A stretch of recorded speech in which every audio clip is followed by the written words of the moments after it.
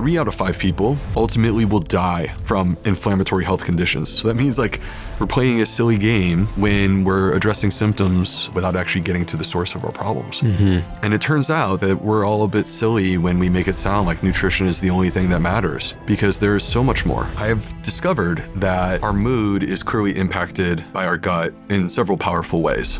Where do you think is the most effective place to start to guard what's coming in? That way we don't have to try to heal what could be prevented. Like, it's actually quite simple. Here's an example, and I did not know this. 80% of the chemicals, and there's 10,000 of them now and climbing, have never had a feeding study on a human or an animal. So we're speculating that they're safe? Like, that's the extent of what we're doing here? So here's the interesting thing. We're gonna play a little game. I will list the ingredients in a commonly used product, and you will guess what it is. Here we go. Need I say more? It's insane. It's disturbing.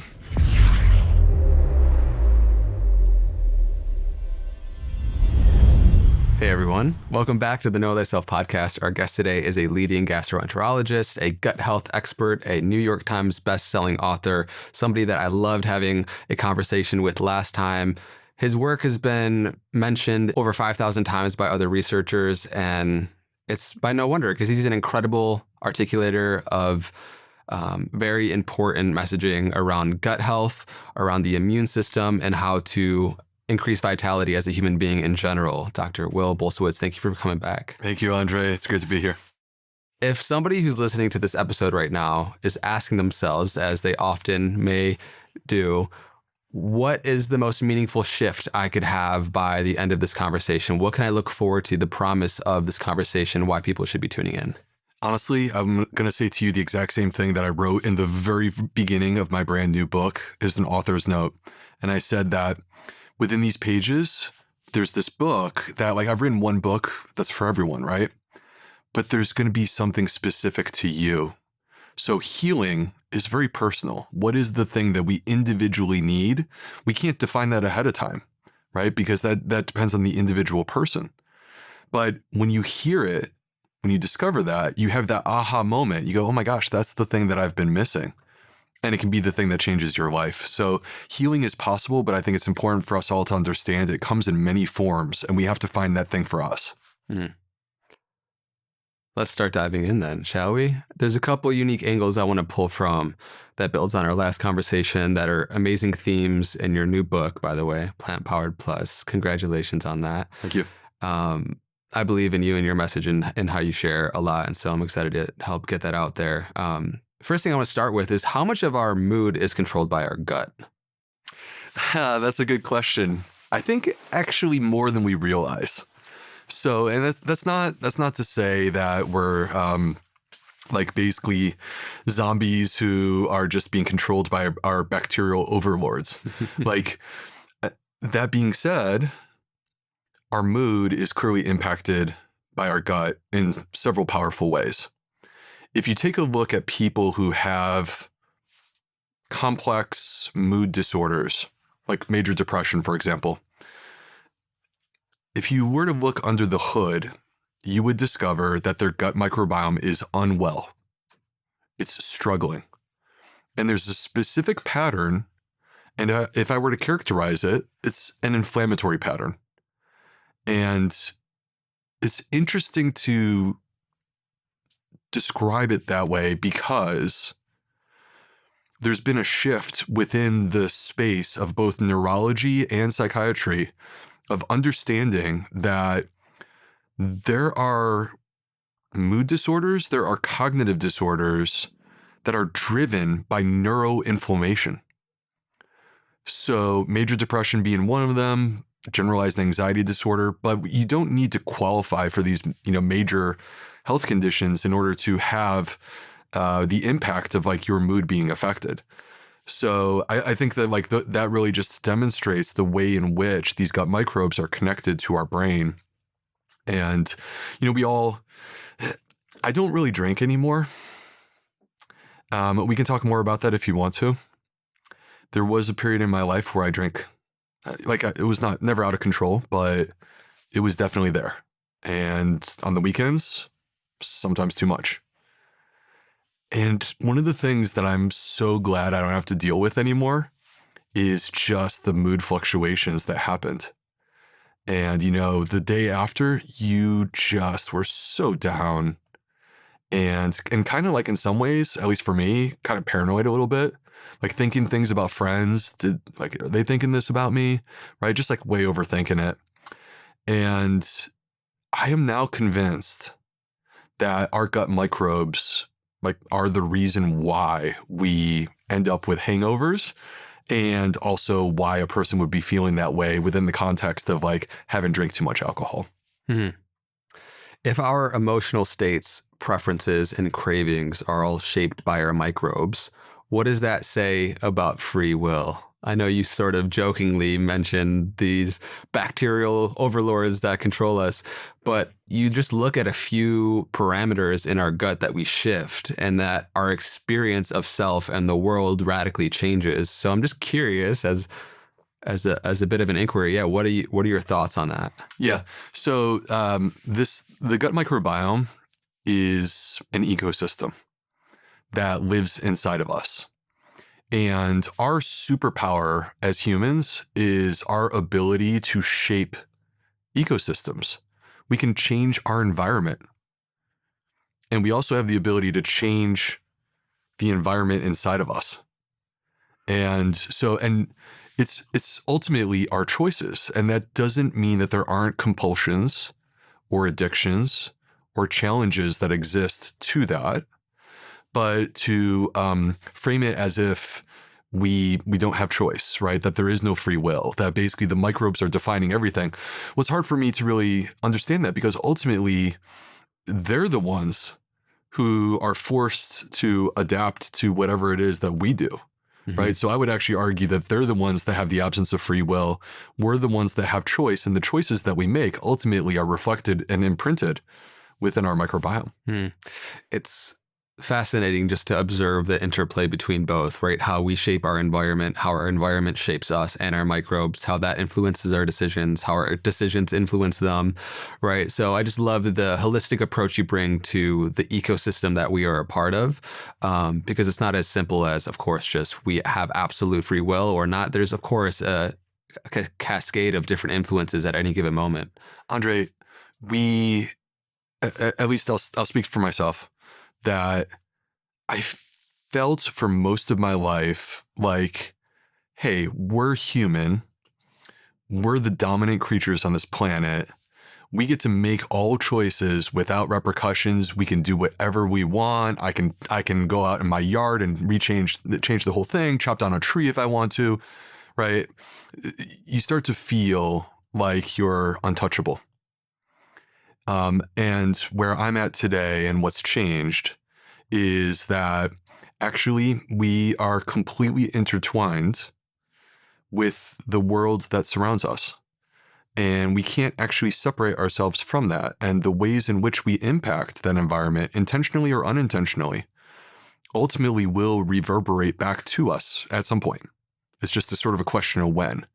And I think you can look at this on so many levels, but actually they end up sort of converging in parallel, because it could be a micro level, right? Where we talk about how our choices impact our gut microbes. And then, as you just mentioned, it's sort of like circular in nature, where you impact your gut microbes, and then that impacts you and how you feel and your mood and your cravings and, and your motivations. And round we go in that circle. But I also think that there's like this broader conversation of like, okay, so we dumped plastic into the ocean, and now we have to deal with the fact that, like, are we able to consume products from the ocean safely anymore? Or are they all sort of laden with microplastics, nanoplastics in a way that we should actually be avoiding them? And that's just like one example. I think that the entire point is that we ultimately are a product of our environment. And yes, we can shape that environment, but sometimes we as humans, we think we're so smart and capable of like making everything perfect the way we want it. And then there's unintentional consequences that come back. When you speak to how we are completely intertwined with our surroundings, and through diving more into your work, I really appreciate all the different threads you pull of all the different influences we have, from the environmental toxins, from the diet and lifestyle interventions and the changes and how that affects so many things within our body and mind, to something that I feel inspired to bring up, because you mentioned sort of these two diseases of modern society, which are individualism and materialism. Mm. So in chapter 8 of your book, you sort of dive into the mind-body connection, the emotional and aspects of trauma that affect our enteric nervous system. Mm-hmm. And so for people that don't know what that is, I would love to start to unpack the different influences of the psychological, psychosomatic components and how that affects our gut. Okay, definitely. I think we have to build towards this Let's if do that's it. okay. Yeah. And I think where that conversation starts. So ultimately, just for the listeners, where we're going to land is a conversation about culture and how we have normalized things that I actually don't think are working for us. In fact, they're working against us. But before we get there, we have to sort of start with the way in which our body works. So there are these things, Andre, that I think sometimes people think they're woo-woo and they dismiss them, right? And yet I'm here to tell you that I can explain the physiology of what's actually happening in the body. So let's not pretend that it's not real. What's an example of what would be perceived as woo-woo that you like to break down? Well, I just think anytime we talk about mind-body, Gut right? feelings, like things that are like a bit more ethereal, 100%. grounding it into the real physiology. Go and take, so in my book, in chapter 8, there's a list of interventions that activate your parasympathetic nervous system. And if you go and you review that list, I'm here to tell you that I have research to back every single thing up. But if you were to take that exact same list and go back to like the year 2005, you'd be like, that's a bunch of woo-woo crap, right? That's not real. Mm-hmm. I specifically remember, by the way, before we dive into this, when I was at the School of Public Health at the University of North Carolina, which is like either Harvard, Johns Hopkins, or University of North Carolina. Those are the number one schools of public health. So they're training the best and the brightest. And I remember sitting there 15 years ago, and they're just like, acupuncture is BS. Like flat out, acupuncture is BS. And, you could put those needles wherever and it doesn't matter. And actually, I don't think it is. And I've seen things that indicate to me that actually what was BS is being close-minded. Mm-hmm. So anyway, but where we have to start is understanding the physiology of how our body reacts and responds to the environment in non-conscious ways. And so what I mean by that is that you don't necessarily have the opportunity to have a thought and have your hands at the wheel controlling everything that your body is doing. There's times at which your body is reacting and responding to whatever's happening, and because it thinks it knows what it needs. And we call this the autonomic nervous system. And in a way, the autonomic nervous system is intended to like rise to the occasion when it's really necessary, or on the flip side, to slow it down and make it like nice and chill. And when it's rising to the occasion, which I make it sound so wonderful, I'll unpack that. That's our sympathetic nervous system. So that is like basically you get focused, your heart rate picks up, your blood pressure picks up. And like if in theory you were under attack, right? If we were living during cave people times and some other tribe was attacking us, you absolutely need that, right? Because you have to be prepared to defend yourself. So you need those enhancements. But the problem is that you don't get to do that without a trade-off. There's always a trade-off. And the trade-off is you just compromised your gut. So your body will release a hormone called corticotropin releasing hormone, CRH. This is your stress response. This is adrenaline getting basically activated. The adrenaline comes from your adrenal glands, but it's the CRH that sets off this cascade that affects your adrenal glands, your muscle, all these different tissues. And in the process, it disrupts your gut barrier. And when you disrupt the gut barrier, then you are going to allow things that are inside of your gut to leak across that aren't supposed to be there. And I may call that increased intestinal permeability, but like Common language for that would be leaky gut, and that's totally fair game. And if those things leak across your immune system, 70% of your immune system is lining your gut, because that's where we interact with the outside world. And your immune system is there for a specific reason, which is that when there's a threat, the immune system responds.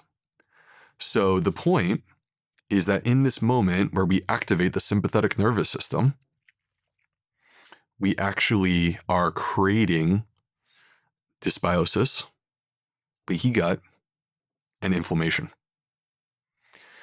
And we, in the modern world, go through our days sympathetic overdrive. And it's just like nonstop. This is how we live. We move from one sympathetic thing to another sympathetic thing. Now, the counterpoint, sort of like the yin and yang, the counterpoint to sympathetic overdrive is activation of your parasympathetic nervous system. And this is mediated through the vagus nerves. So we have these paranerves that I find to be quite fascinating because they actually are connected directly to your brain. And we have special holes in our skull that allow these nerves to pass through from your brain, through your neck, all the way down to involve your chest, your heart, and your gut. And within your gut, directly connected to millions of nerves. So, and when we activate the parasympathetic nervous system, we enter into a state of relaxation and we feel comfortable. And within that context, we feel safe. And the body is able to heal and restore itself. The gut microbes, they get healthier. The gut barrier becomes secure. And when the gut barrier is secure, the immune system is safe and protected too. And so inflammation cools off and the immune cells are able to basically get reorganized and get more precise, more capable of doing their job, which is really to defend against the real threats, not just leaky gut. So, but in order to activate parasympathetic, we have to make choices that actually get us there. And that those things are the woo-woo things. And it's kind of interesting because when you start to take a look at them, I mean, some of them are things that we all know, like sauna, or yoga or massage. But there's also things that are really more about human connection and how much we need each other. So examples would be holding hands or a hug, or just feeling bonded to another person. And there's things also that are about spiritual connection and our need to understand our place in the universe and what our purpose is, why we're here. And so prayer, or meditation, or singing or dancing, like these are all different aspects, opportunities that we have. So, okay, now that we've established that there's physiology that sort of explains the human experience and that we are on sympathetic overdrive, we turn to culture. And we have to understand where we came from and now where we are today. And is it a fit for our biology? That's the question that we're going to keep coming back to. So where we came from was we lived in tribes. And like, if we were in a tribe, you and I together, I have my family, you have yours. And though that is actually like the measure of wealth, right? Because there is no money. There is no house. There is no showing off for others. There is, do you have enough people around you who love you, support you, that keep you alive, regardless of what your needs are? So the measure of wealth was always about human connection. And this is the reason why we feel safest when we are connected. But enter in 21st century culture. I mean, it's not really just the 21st century. There's been a multi-century build to this. I mean, clearly there were kings and castles back in the day. People became like interested in owning stuff, right? But we redefined our priorities. And one of the things that's happened is we became obsessed with material wealth. And so that materialism, it drives us. And in many ways, we define ourselves. We all are guilty of this. I'm guilty of this. We define ourselves. How big is your house? What car do you drive? Right? What are the other things that you own that make you important and must mean that you matter? And that has, unfortunately, that is not aligned with our need for human connection. So if your goal is wealth, and that's what you target, it can very, very quickly and easily result in you sacrificing your need for human connection. But if that human connection that is so deeply ingrained in the human experience and who we are and the way that we're wired is what you actually need in order to be happy, then that's a mistake, right? And the other that you mentioned that's in chapter 8 of my book is individualism. And this is the idea that Will is going to turn 18, leave the home, go out into the world, and I'm going to prove that I can do it. Because if I can't, then I'm a loser, right? So the way that I do that is I basically go off, do my own thing, separate from my family, and at some point, here I am, I'm 45, I'm married, I have 4 children, right? But at the same time, my parents don't live with me, right? I've completely separated from them. Do I call them? Yeah. Is that the same as being in the home together as a unit? No, it's not. And so this concept of individualism that's led us to a place where we separate out and we have our own house and our own space and it's separate from our parents and we're not allowed to be together with them, right? As opposed to the multi-generation home. That's where we came from. Mm-hmm. And so here we are, and Andre, there's an epidemic of loneliness out there. So, and the statistics are from before the pandemic, and I'm quite sure they're way worse now. And before the pandemic, there was 50% of people in America who felt that they were lonely. So it's a scary thing because that's not just a trivial feeling. It's actually not discussed often enough. We focus on food and alcohol and tobacco and these other things, but we don't talk about this. Yet through the sympathetic nervous system, when you are separated from those people, when you don't feel emotionally bonded to others and fully connected, then you have sacrificed your parasympathetic nervous system and you have activated your sympathetic nervous system, and you feel threatened and you feel unsafe. And the result of this is that it affects your health through those physiologic mechanisms that I described.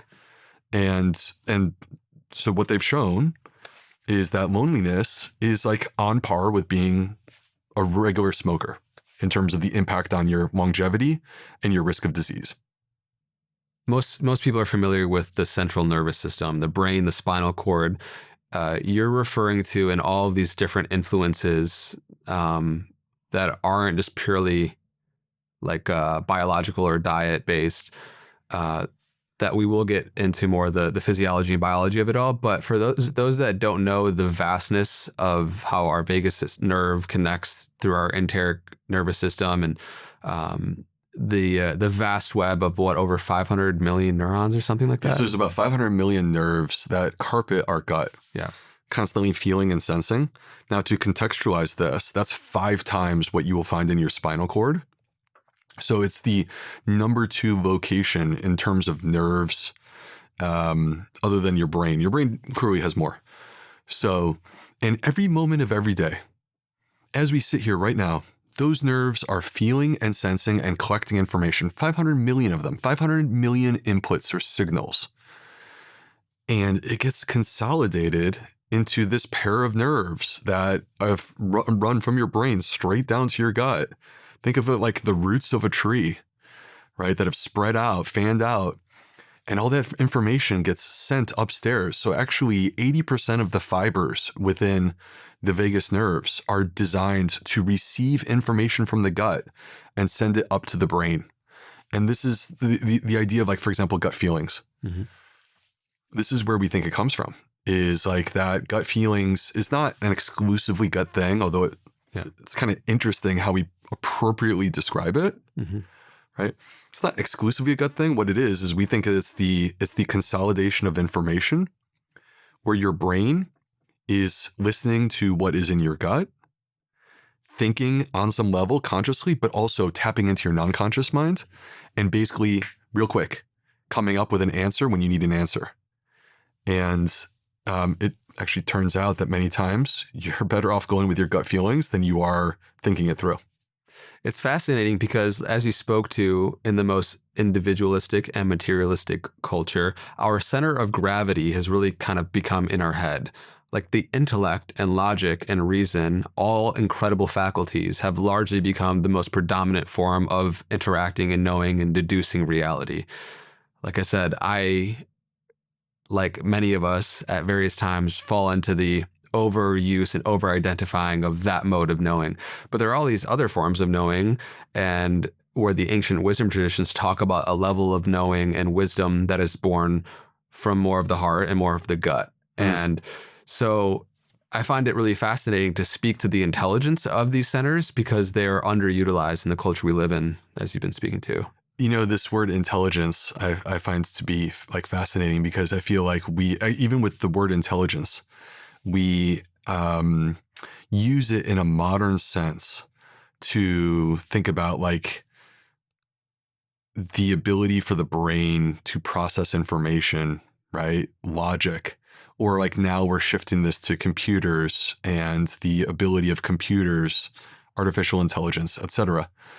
But one of the things that I wrote about in the book is actually the intelligence of nature, which comes from a different place, but in some ways I actually think it's superior.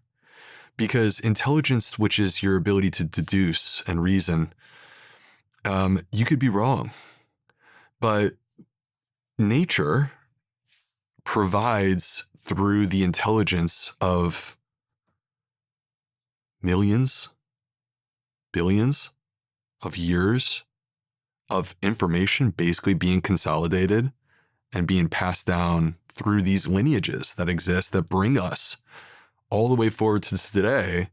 And you and I receive the benefit of everything that came before us to build us into who we are today.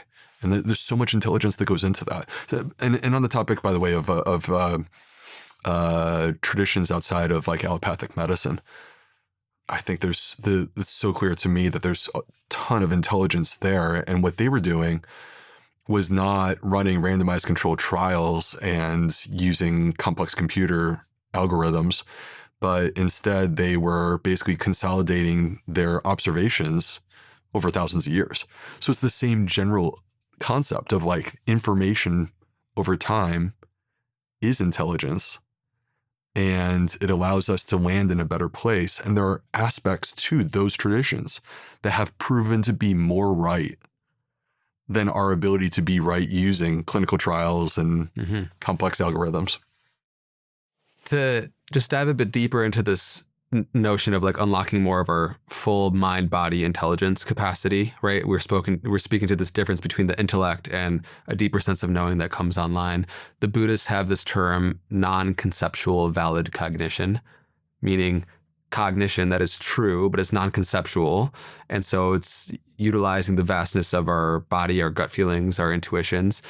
And I'm curious for you to unpack a bit more about how the vast majority of serotonin and dopamine produced in the gut and how dysbiosis can directly affect or distort intuition potentially. Yeah, that's interesting.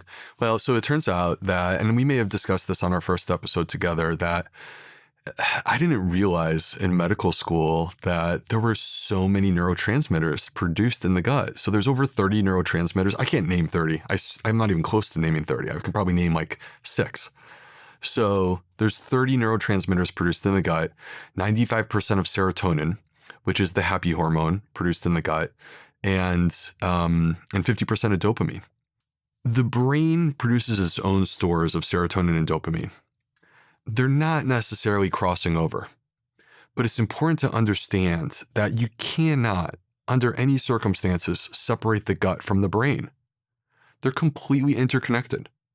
So whether the serotonin from the gut affects the mood directly, or whether actually the pathway is through short-chain fatty acids produced by the gut microbes, and also the vagus nerve and the activity of the vagus nerve, it kind of doesn't matter, because at the end of the day, the message ends up being the same thing, which is that the gut has influence over what we experience in our brain. And so now these hormones, they also, these neurotransmitters, they do turn out to be more interesting and sophisticated than you might realize. So here's an example, and I did not know this until I was preparing this book. It took me 3 years to write this book. I spent a lot of time in research. So I knew like 95% of serotonin is produced in the gut. Here's what I didn't know. I didn't know that serotonin is actually the precursor to melatonin. So the serotonin that we produce by day turns into melatonin at night. Melatonin is the sleepy time hormone. So many people in America have heard of melatonin, the supplement, and you think, oh, that's something that I take to sleep better. Your body produces melatonin on a daily basis. And that level of melatonin rises in darkness. And so in the evening, you were designed where your melatonin levels would rise. And if not for electricity, which is a very new thing, you would have no issue because that melatonin would rise and you would fall asleep. But here's the interesting thing. First of all, I've discovered that morning light exposure is one of the most powerful ways to address insomnia and to improve the quality of our sleep. And it seems like it's paradoxical, but it's not at all. Because in part, morning sunlight allows us to set the circadian rhythm so that your body will know when it's time to sleep. And part of what morning sunlight does is it produces serotonin. And it produces serotonin in the brain. This, by the way, is the reason. So light produces serotonin in the brain. This is the reason why people get seasonal affective disorder, where in the wintertime they get sad. And the treatment, which is very simple, highly effective, and has no downside, is light exposure. So light creates serotonin in the brain. Light also has an effect on our gut and leads to the enhanced production of serotonin in our gut. And between the serotonin in our gut in the morning and cortisol, which is part of our circadian rhythm, and within that synchronized context, is actually perfect. It's what we need in the morning. That is what restores gut motility in the morning, turns on our gut, and allows us to have a good, healthy morning bowel movement. But I mentioned a moment ago that serotonin is the precursor to melatonin.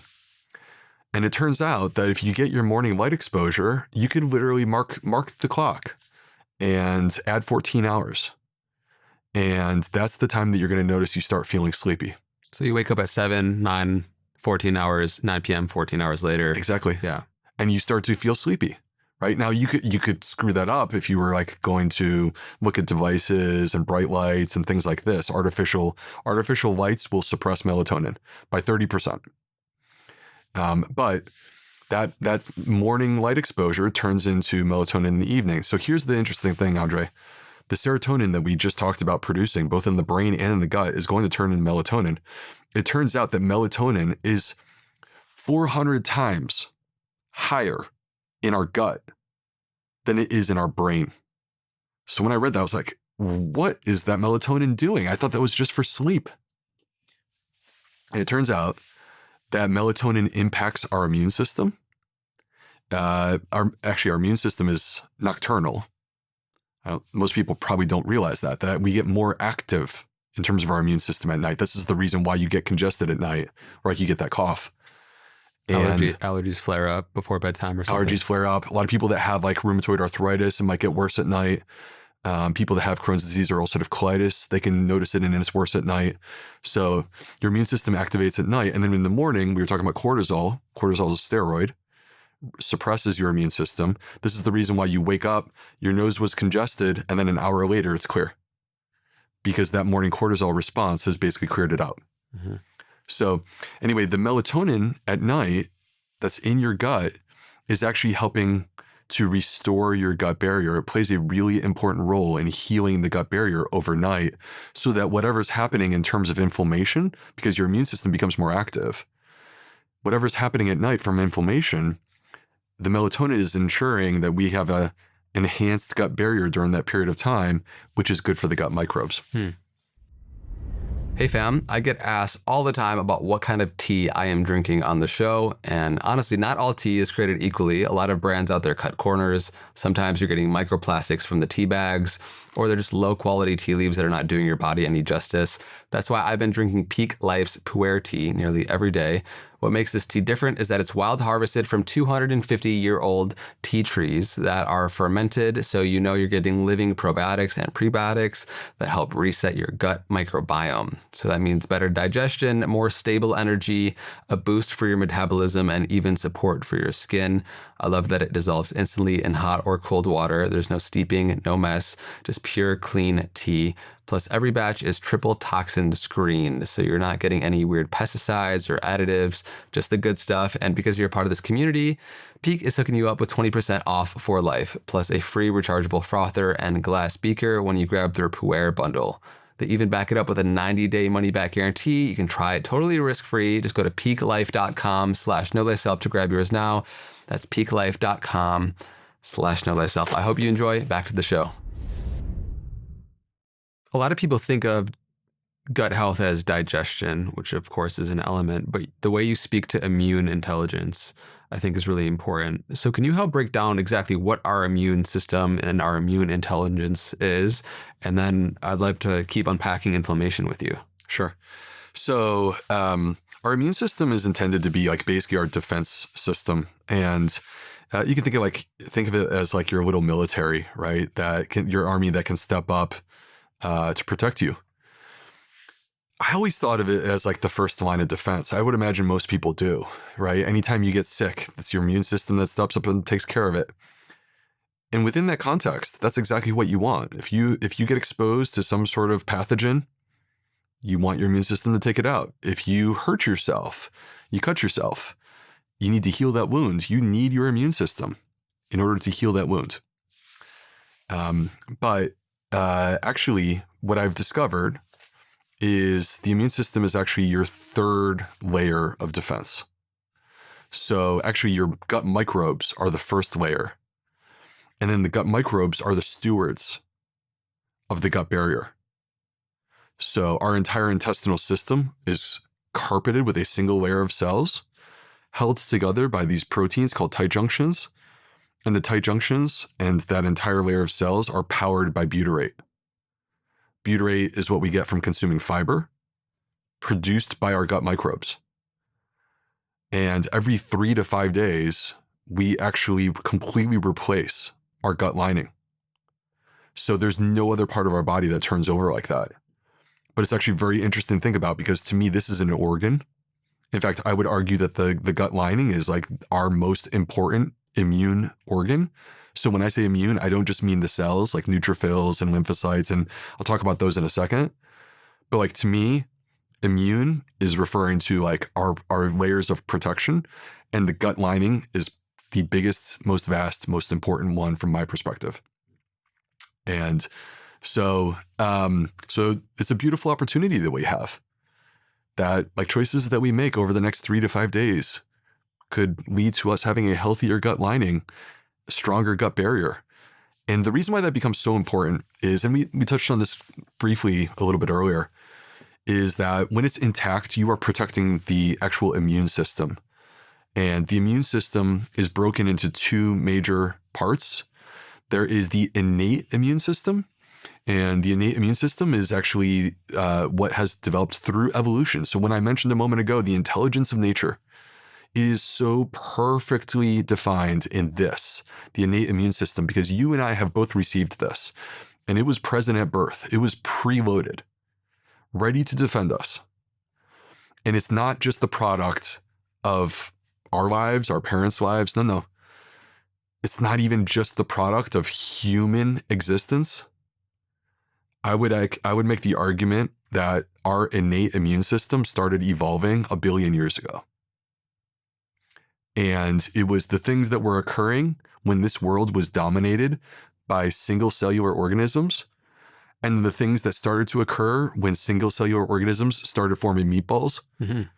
And I guess in a literal sense, it was a meatball. Plants and fungi and animal life that were emergent from multicellular. Yeah. Right. And those multicellular things continued to exist in a single cellular dominated world. We still live in a single cellular dominated world, by the way. Mm-hmm. Everything around us, unless humans have done something, is involving microbes. So, and it's through that evolution that our innate immune system started to understand what is a threat, what is dangerous to us as humans.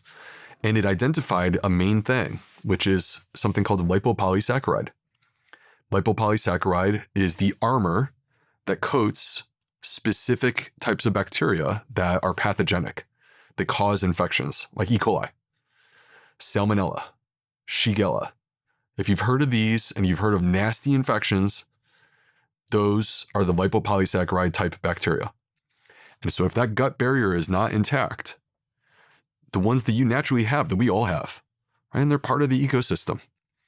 And they're fine when they're in balance with those microbes. But if the barrier breaks down, they can get through. And now your innate immune system was taught that's the threat. So the minute you sense that, you got to attack. You got to kill it. That's inflammation.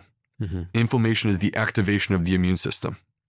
Now, these little boogers, they are crafty. These little microbes, they're crafty.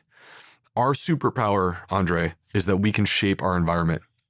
But we have a fatal flaw, which is that we're not adaptable, like at all. And the microbes, they are, like fast, right? So they can adapt to their environment super quick because, like, they're, us, it takes us 30 years to create a new generation, them, 20 minutes. Yeah. Right. So the scale of evolution for them, what happens during the course of a 24-hour day for them is like thousands of years for microbes, right? In terms of the evolutionary potential for them. Mm-hmm. And so they have the ability to work around the immune system, to have like basically mutations that would allow them to sneak through the innate immune system. So we developed a second part to our immune system, the most powerful part, which is the adaptive immune system. And these are like antibodies. And the adaptive immune system comes from specifically a group of cells called lymphocytes. So it takes you a couple days to start to manufacture those antibodies, like 3 to 5 days. When there's a new threat, a new problem, you got to create the antibodies. But once you do, they're going to destroy that thing. Like, they are powerful. So would you then track the vast majority, nearly all of chronic disease to origins of some sort of inflammation in the body? Yes. So, this is the central thesis of my new book, because number one, we have an inflammation problem and it's massive. And I don't think I can be hyperbolic because of how big this is. So breaking a couple things down, I'm going to start with the small numbers and build towards the big numbers. All right. Number one, 10% of Americans have an autoimmune disease. That's tens of millions of people. 1 in 3 people in the United States have been diagnosed with an allergic health condition. An allergic health condition is when your immune system is confused and is attacking things outside your body. So like asthma, seasonal allergies, food allergies, eczema, those are allergies. 1 in 3 people, that's 100 million people. We now have it where about 60% of people have been formally diagnosed with a chronic health condition that has, with clarity, inflammation at its core. That could be heart disease, that could be cancer, diabetes, and you go down the line and there's an entire laundry list I actually think the 60% number is far too low, because when I was researching this book, I asked the question, if I go on a podcast, how many health conditions can I identify where inflammation is clearly shown in a research study with that health condition? And I can back it up with studies to prove it. And I found over 130. So there's over 130 health conditions that I know with absolute clarity inflammation is there. And 3 out of 5 people ultimately will die from inflammatory health conditions. So that means, like, chances are this is what's going to get us. 60%. Yeah, if there's 2 of us, likely one of us. And then, like, let's talk about the symptoms of inflammation, because it starts to sound like, oh, everyone's inflamed then. Yeah, maybe they are actually, right? So if we think about this, moving top to bottom, it could be your mood, it could be your ability to focus, right? ADHD. It could be headaches, migraine headaches. It could be brain fog, right? Those are all symptoms. Congestion in your nose, skin issues, breakouts, joint issues. So joint discomfort, musculoskeletal discomfort, like just general soreness, in the gut, bloating, hormonal issues. So in women, fertility, perimenopause, menopause. Okay. Like, clearly, we've been talking about these things quite a bit recently. In men, erectile dysfunction.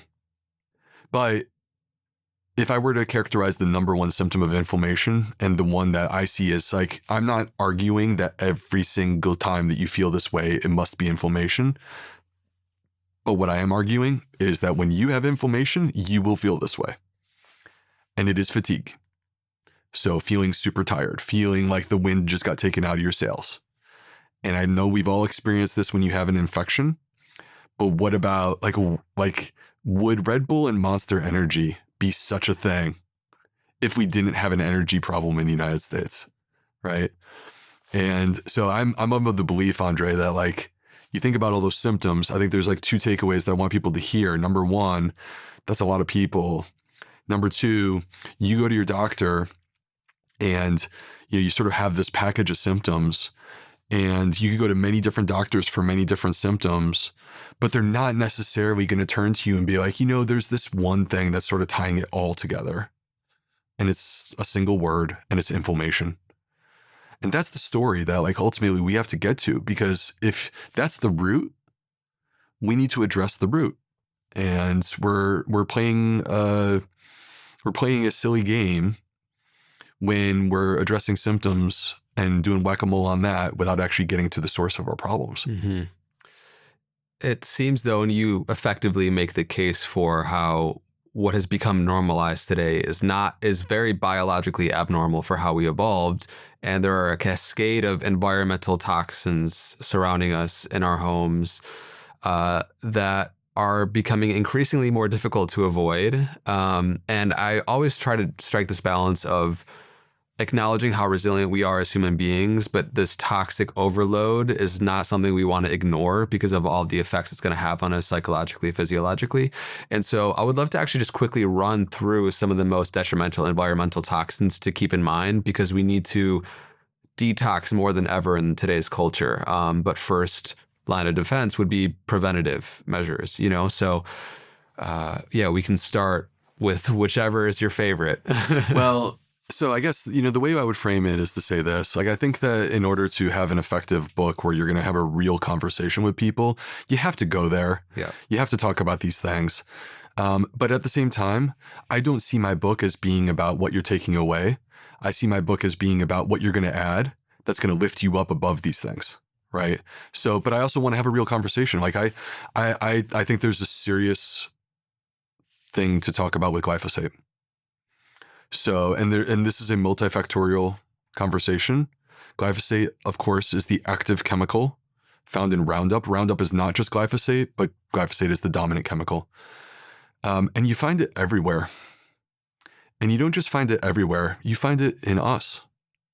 If you measure our urine, if you measure our stool, if you check our blood, we have it. It's already there. And it has been accepted because the argument would be, well, people don't die when they're getting exposed to this. Like if they did, then we would have to take it off the market. Okay. What if it's like a slow poisoning that does ultimately put us in this position of compromised health? And the thing about glyphosate is that it blocks what's called the shikimate pathway. And so if you give that to a weed or a plant, it kills the plant. If you give that to a human, well, we have a workaround on the shikimate pathway. Here's the issue. We have these little microscopic 38 trillion microorganisms, bacteria and yeast, living inside of us. They don't have a workaround. And like, what is the toxic amount to destroy a microbe? I don't think it takes much. And the data have become increasingly clear that glyphosate has negative consequences within the microbiome, that it destroys the healthy bacteria, and actually the ones that are the most tolerant or resistant to glyphosate are actually the pathogens. So it's effectively a formula for an inflammatory gut. And it's interesting to think about this. I just want to put this out there that I hear these people all the time, I'm sure you have too, that they say, I can't eat bread in the United States, but if I go to Italy, I'm totally fine. I'm one of those people. Are you? Yeah. I would say that when I go to Europe, Yep. I have no problem processing wheat or bread, but here I just don't do any gluten. Andre, have you ever made your own bread? I have not, and I would love to. Well, I'm not saying that you need to. Okay. My argument is not like, I'm not so pro bread that I would take a person who doesn't want bread and force this on them. Yeah. Right. But if you make your own bread, the bread goes bad within 3 days. Mm-hmm. Sourdough actually lasts a little bit longer because the microbes give us some beneficial things. But like regular bread with baker's yeast is like going to turn moldy within just a couple of days. So how is it possible for it to sit there on our shelves? Who knows how long? Is it there for 3 weeks? So, and I think what's happening with the whole Europe thing, I can't argue that it's gluten. I can't, because they have gluten too. And, I acknowledge that like you could sort of select certain crops. Yeah, the wheat crops are very different. Very different. Yes. And I accept that. But the problem is, if this was your immune system reacting to the protein, that's what gluten is. It's a protein. If this was your immune system reacting to the protein, the amount doesn't matter. Yeah. Right. Any exposure, like an allergy, it would trigger. So I'm not convinced it's the gluten. I think that's not to put gluten totally off the hook, but I think that we need to look at what is really going on here. And I think it's the glyphosate. Which is being sprayed 280 million pounds per year across the states here. And in terms of the precursors for tryptophan and serotonin, why is that an important thing to reflect on? In terms of the glyphosate or what? And how glyphosate affects the pathways that are precursor to tryptophan. Well, tryptophan is the precursor to serotonin. Right. So that's the issue that ultimately we can get ourselves into. Mm-hmm. And so then you sort of wonder if you're disrupting the system. We were just talking about the benefits of serotonin, right? And how they help us during the day, and they help us with our mood, and they help us with our focus, and they also help us to have a morning bowel movement, and then they also become melatonin, which heals our gut barrier at night, and helps us to get a good restorative sleep at night. And and you're just sort of throwing that all out of whack. So there was a study that just came out, by the way, where they looked at 1,000 different chemicals that already exist in a combination of food or consumer goods. This just came out. It's like in the news. And they studied them in terms of what's happening with the microbiome. And basically what they found is that out of a little over 1,000, like it was like 1,060 or something like this, 168 clearly impacted the microbiome in a negative way. And so the argument that the authors made was, why are our regulatory bodies not requiring microbiome testing? Mm-hmm. I mean, this is what we've been saying for a long time. Talk to me about the generally recognized as safe and all the various loopholes where the chemical industrial complex is allowed to infuse our foods and food products with chemicals. We're not sure what the long-term effects are, and we don't have studies that show what's happening to humans when they ingest them. Yeah. I mean, I am not going to go so far. People may feel differently than me. I'm not going to go so far as to say that this is nefarious and intentional harm. But what it is these are businesses. They're trying to make money, and they're looking for shortcuts and opportunities to do that as much as possible. Follow the money. And yeah. And so when we came back from World War II, the world really, as we know it today, was so much defined by the World War II and the fallout of World War II. So we came back from World War II, and the US government basically said, like within, 10 or 15 years, they said, we need a way to like regulate food and in theory, protect our citizens. And so they said, but the problem is like you got things like vinegar and salt, and like we don't need studies to prove that those are safe. We know those are generally recognized as safe. So they created this special law that allowed a loophole where things that are generally recognized as safe could pass through the process with very, very little effort. No requirement for human study, not even a requirement to feed animals. 80% of the chemicals, and there's 10,000 of them now and climbing, 80% of them have never had a feeding study on a human or an animal. So we're speculating that they're safe? Like that's the extent of what we're doing here, right? Let alone, Andre, this is one of my big contentions, is what about microbiome testing? And even more so than microbiome testing, we're going to raise our kids on these foods and expect that they can continue to eat this way for 80 years and think that that's okay? So, and the problem is that disentangling the complexity of 10,000 things, where it doesn't matter what you're eating today, because we would have to take into account what you ate yesterday and last year and the year before that and all the way back to your childhood, and the complexity of trying to understand all of that, right? So disentangling, when you're kind of exposed to all of them in varying proportions, it's impossible. This is a snippet from your book. I would love for you to read some of the ingredients into what this product is, and then share what the product is. Because you mentioned how from a very young age, we're fed so many things we don't know what the effects are. Yeah, okay. Let's imagine for a moment that you're listening to the audiobook. I actually read the audiobook this time around. So, and for what it's worth, I highly recommend the audiobook because chapter 8 was, it was a thing. All right. So a horror novel in one paragraph. Eat your heart out, Stephen King. We're going to play a little game.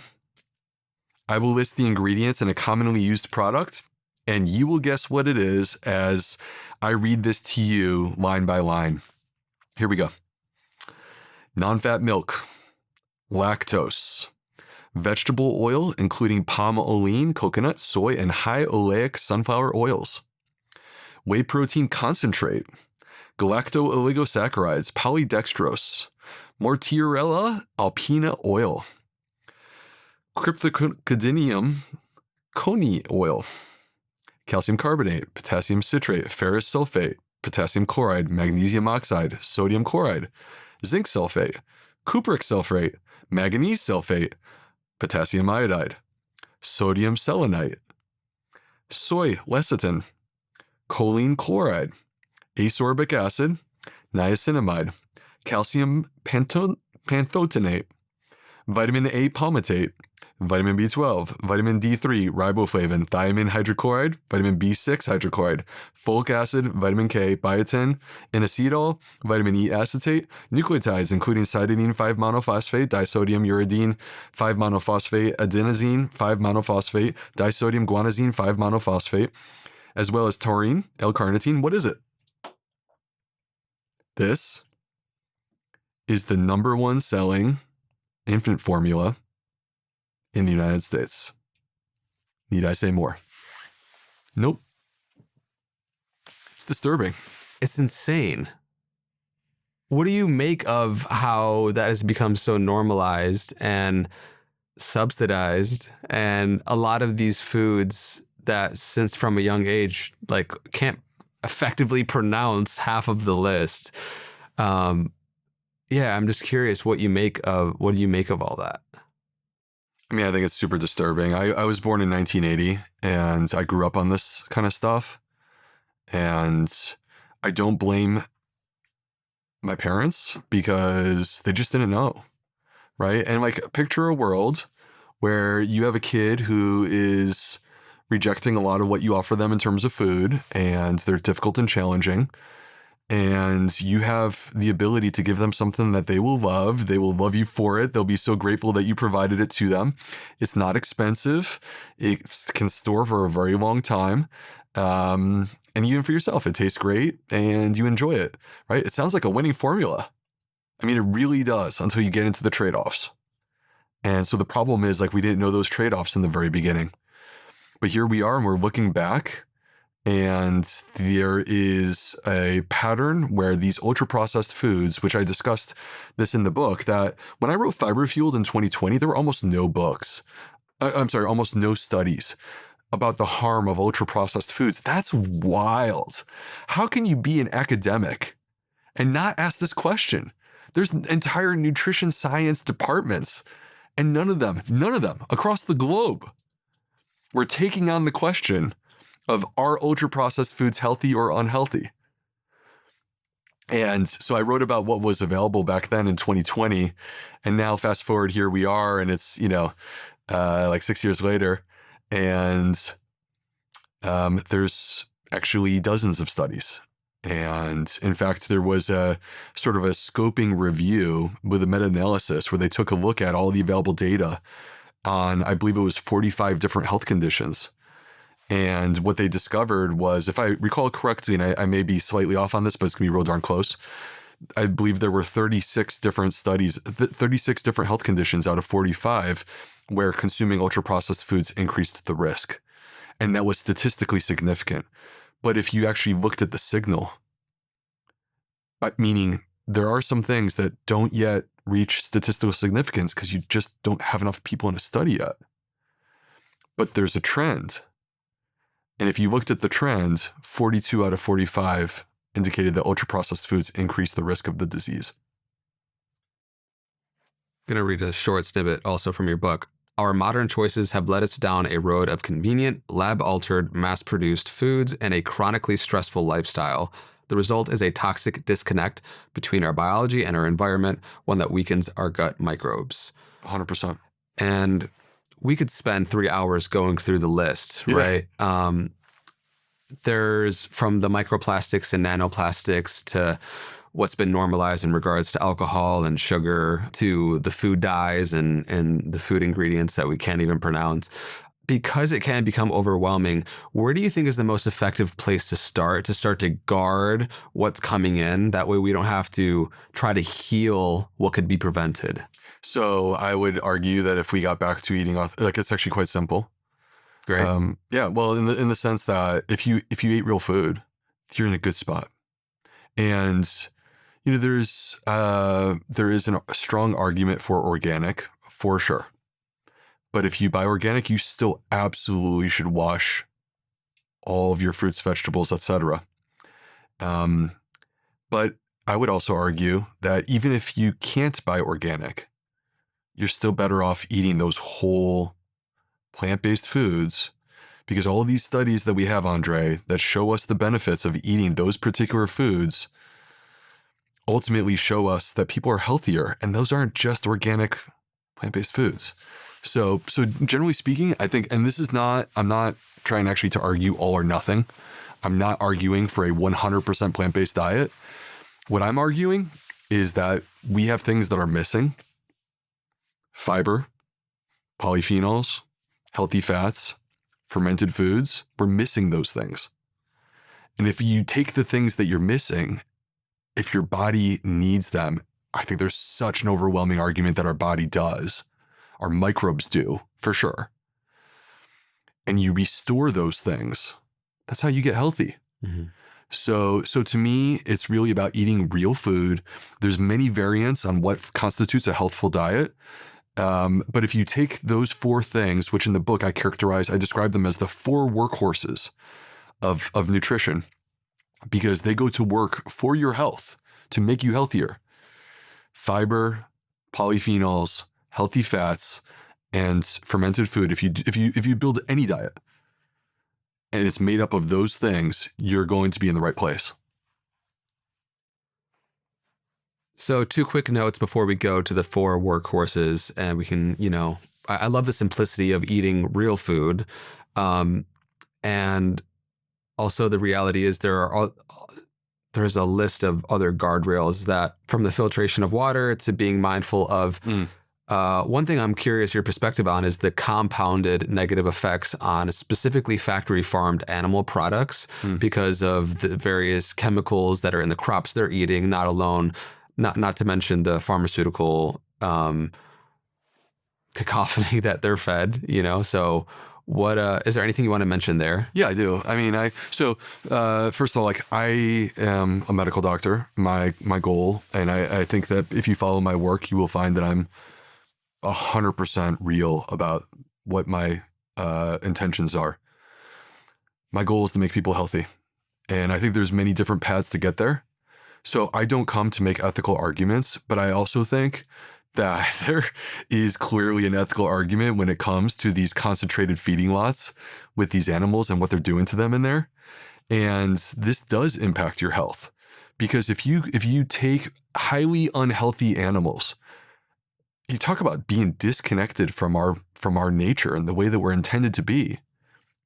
Taking a cow off the pasture and putting it into a tight little space with like hundreds or thousands of other livestock, right? And then feeding it an unnatural diet that it would never actually eat that way if it were allowed to freely roam in nature.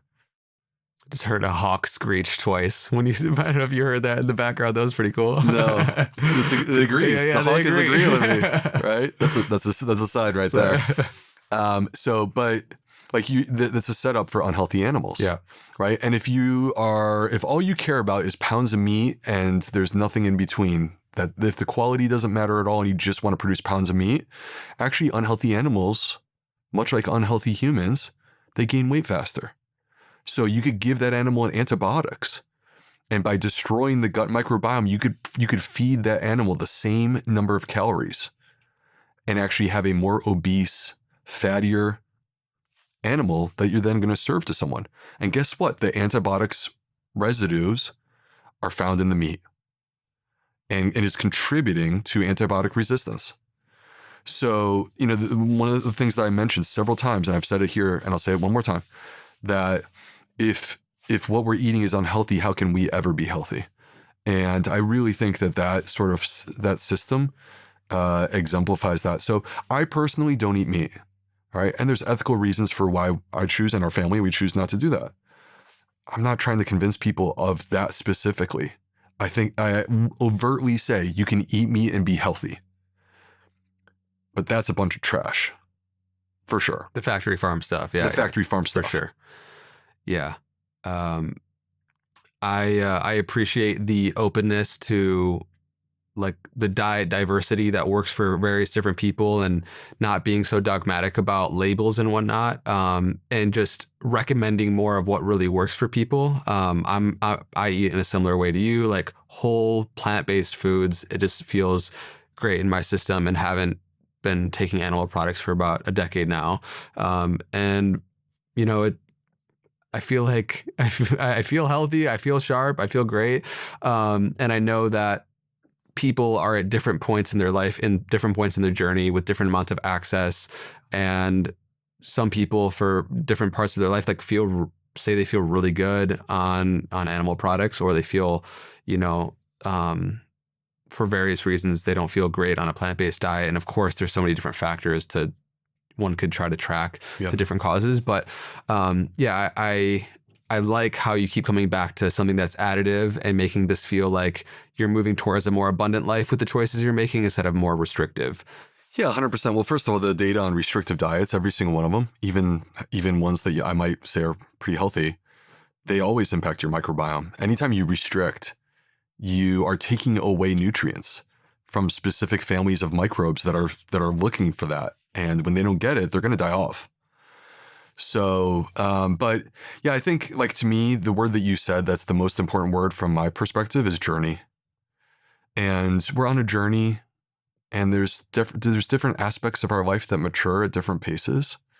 So for example, I happened to like really change my diet roughly around 2012, 2013. It completely transformed my life. Prior to that, I had the most junk food diet out there, like the worst, right? That being said, like I have different aspects of my life that the maturation process has been slower. So like, for example, coming into my own spirituality and having a stronger relationship with God is something that's happened a lot more recently for me. And so to Was me, there a cause of that? if I had to summarize, number one, having kids, and there's so a few things there. I think that like Sorry if I derailed you where you were going, but I just had to ask. no, it's a great question. So there's so much that we can explain with science. There's so much more that we don't know. And the things that we don't know, you're going to have to believe in something. And I'm not saying you have to believe there's a higher power. But when your first child is born, right? So my oldest is 11. And you hold this child, there's some really dramatic things that happen in that moment. Number one, there's a love that you feel that I can't explain because I don't think that's just evolution. How could holding a child for the first time give you that sense of love when that child will not be big enough to protect you or help you for many years? It's pure. It's like the most powerful, beautiful thing. And your entire intent and purpose, why you're here, changes instantly. And you may not have known it was coming. And then it hits you. You're there for them. And, you know, science can explain, as I said, a lot. But when you hold that child, you know that from some place that I don't know where it is, there was a breath of life that came into this person. And they have a soul in the same way that you and I do. And that's not just neurotransmitters, right? Like there's a bigger story there. And it's like, to me, perhaps the most powerful proof of something bigger and greater. And I think like you could expand that conversation, go a lot of different directions with the book. I stayed very, I don't want to say like agnostic. It's not agnostic. I'm recommending and encouraging people to open their heart to something bigger. As I sit here, there's many different ways to express that. You know, you think about every culture in human history, and they like could have easily just been like, well, look at the world. This is who we are. This is how we live. But they all ended up in the same conclusion. They looked to the sky. They pointed up and they said, there's something there. And, you know, within Buddhism tradition, it's not the same as it might be within a Judeo-Christian tradition. But I actually think they kind of are in some ways. And that to me is like quite interesting and powerful. So anyway, I guess the point from my perspective is that the birth of my daughter has helped me on this journey. And as time has passed, it's something that I've actually really wanted for myself. And I don't just do it for my kids. I'm doing this for myself, which, by the way, is actually what I think. Like, you're allowed to selfishly want a relationship with a higher power. Mm-hmm. And that's just for you. That's private. And it can be really special. And for me, it has helped me, for example, in dealing with the death of my father, to not see his death as the end, but instead to see his death as he's actually in a wonderful place. And there will be a day where I will be with him and we'll continue. And the things that I didn't get to say to him while we're here on this planet, I know that I'll be able to say to him one day when we pick back up. It's very clear to me that there are two fundamental forces driving the vast majority of humans on the planet. One is they are being driven by something they feel absolutely called to, and the other is they're being dragged by previous conditioning, societal, familial norms. And to me, it feels very clear with the work that you do, that you're answering what you feel called to in life. You're driven by love as opposed to fear. I can sense your passion and love for how the information and the work that you share is going to create a better world for your kids to live in one day, that is genuinely helping people that feel sick, or all the various mental issues that are stemmed in the mental health pandemic, that are rooted in physiological causes. And I really appreciate the way that you speak to all of these things so holistically. So yeah, man, I just really appreciate the passion and love I feel that you carry with your work. Well, first of all, I'm deeply honored that you said that. If my orientation is to trying to help people get healthy, then there can't be any boundaries or restrictions on that. I have to be happy and willing to go wherever I think it takes. And I also think that we're all a bit silly when we make it sound like nutrition is the only thing that matters, because there's so much more that matters. So I'm quite proud of the fact that in this book, through my maturation as an author, I can actually turn to these more complex topics and open up a conversation, because as we said in the very beginning, healing comes in many forms. And for that individual person, you just need to find what is the thing that you should be focusing on in your life. And for me, part of it was changing my diet. Mm-hmm. What I didn't really talk about until this book is actually there was a lot more going on there. And that's what I needed. And you've referred to how humans are the microbes of the earth, like to zoom out a bit and you see how we have our own microbial journey and environment that we get to protect and kind of steward. You zoom out and see humans as sort of the microbes of this growing planet, and it's cool to see what happens when people truly discover their own purpose and dharma and how they contribute and take that responsibility as sort of a privilege to be able to show up in the way that you can uniquely support the planet in.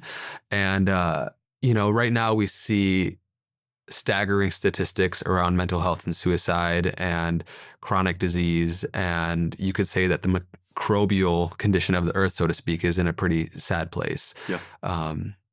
But I'm curious to hear into your optimism for what happens when we start to collectively, when we start to individually sort of wake up to our own calling in the way that you feel like you have, in the way that I feel like I'm doing about in the show and in my work.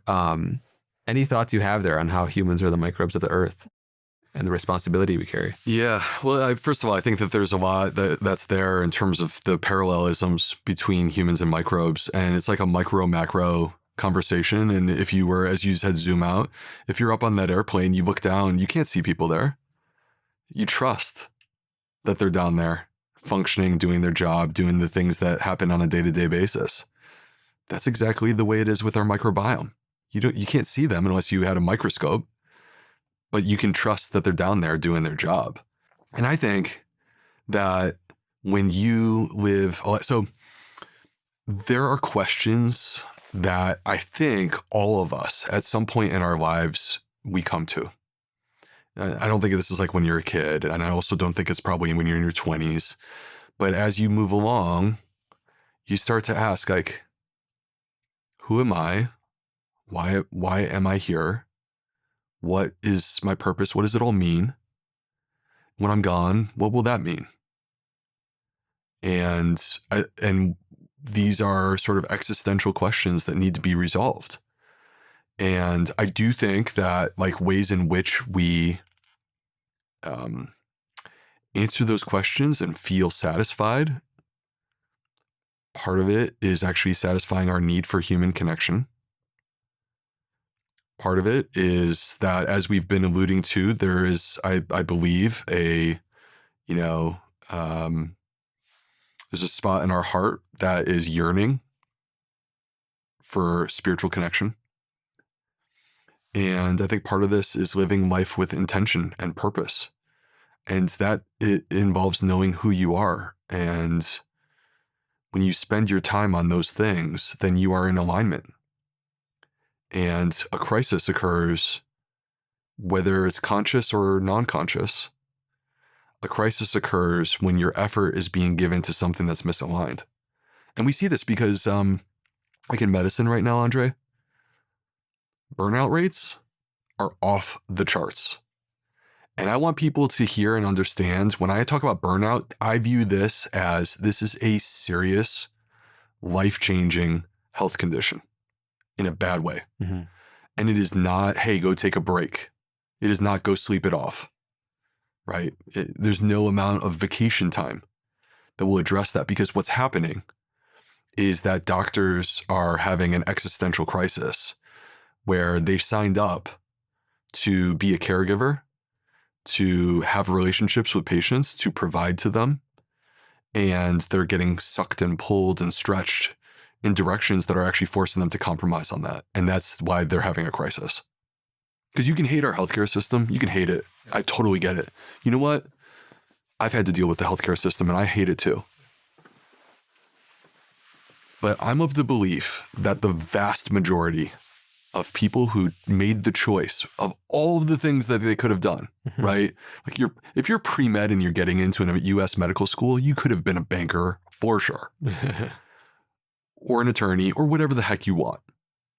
And of all of those choices, they made a choice to basically go and enter into a hospital for like 12 years straight, sacrifice that period of time in their life so that they could come out on the other side and provide care to others because they care, because they want to, because there's compassion in their heart.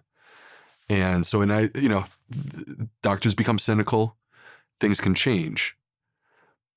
But we all started with that intention. And I think when you undermine that intention, you put people into a crisis. There's a bit of this paradox where like people that have this genuine intention, for example, within the healthcare system to do well, are born into a system that in many ways limits them in being able to do so effectively. Totally. And I think that a lot of us can relate in our own careers and the way that we show up in the world, that for various parts of our life and largely like we're in sort of a culture and a system that we're here to reinvent because it's not working to optimal capacity. It's not working in a way that allows us to really show up in the way that we want to. And so sometimes I think it's like, I feel like we're born into a world that we sometimes don't feel like we fit in with, but also that's like the reminder we're here to help create a new one. Yeah, that's so true. And I part of the message in the book from my perspective is like, look, do I pray for like systemic change? Absolutely. I desperately want that.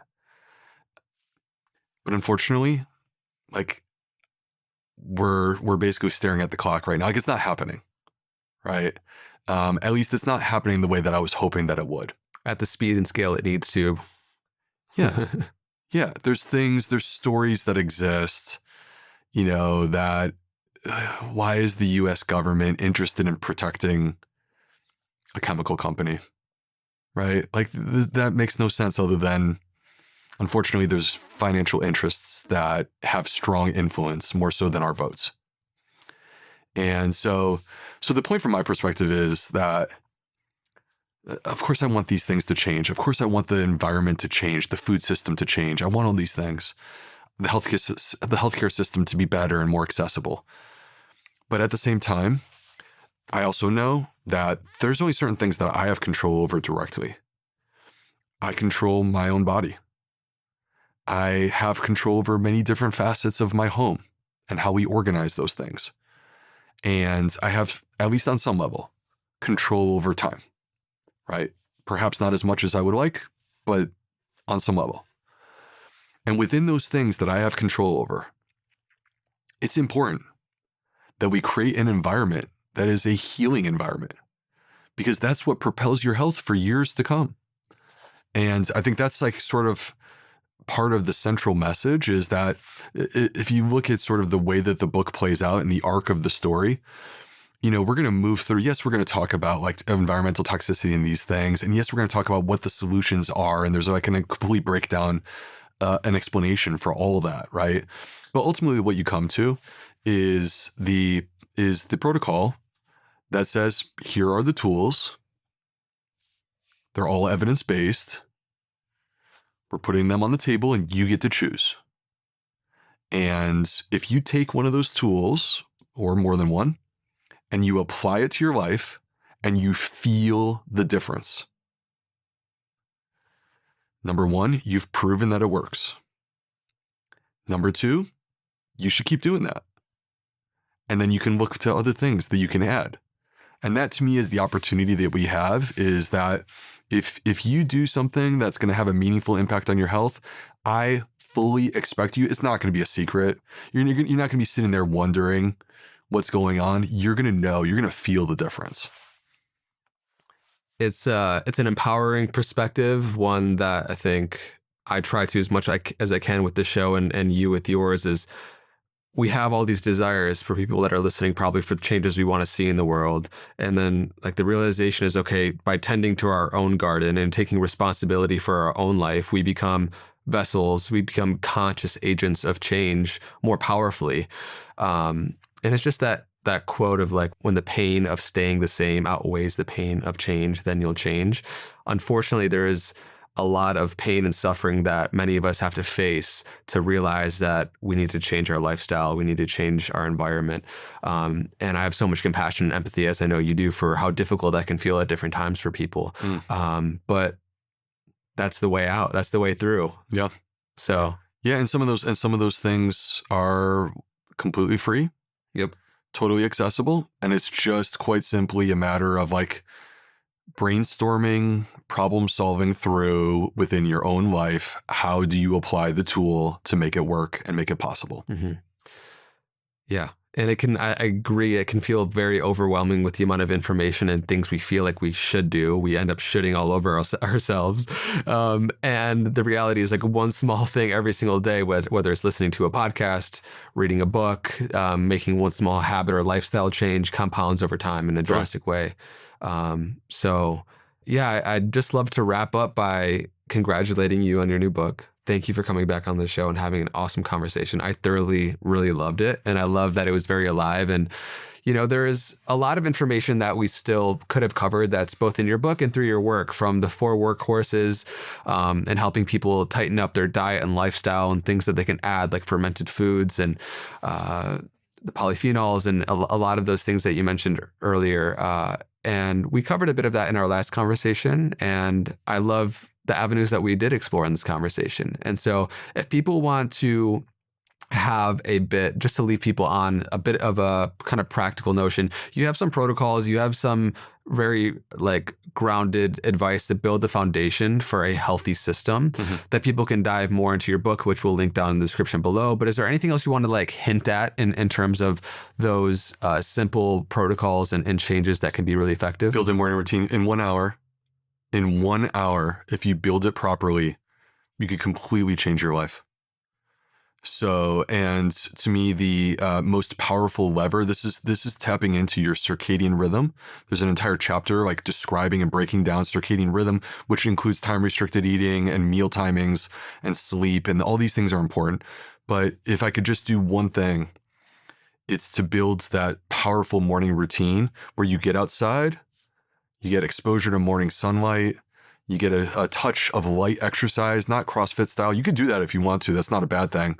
But you also don't have to make it CrossFit style. It could be just a touch of light exercise. Morning light exposure increases cortisol by 50%. That is reinforcing your circadian rhythm. You will feel the difference on day one. More energy, better mental clarity, better focus and stamina, and you will sleep like a baby, as we've discussed during the show, 14 hours later. So get that morning sunlight, build that morning routine. I also want to advocate for, like, within that morning routine, putting in some quiet time.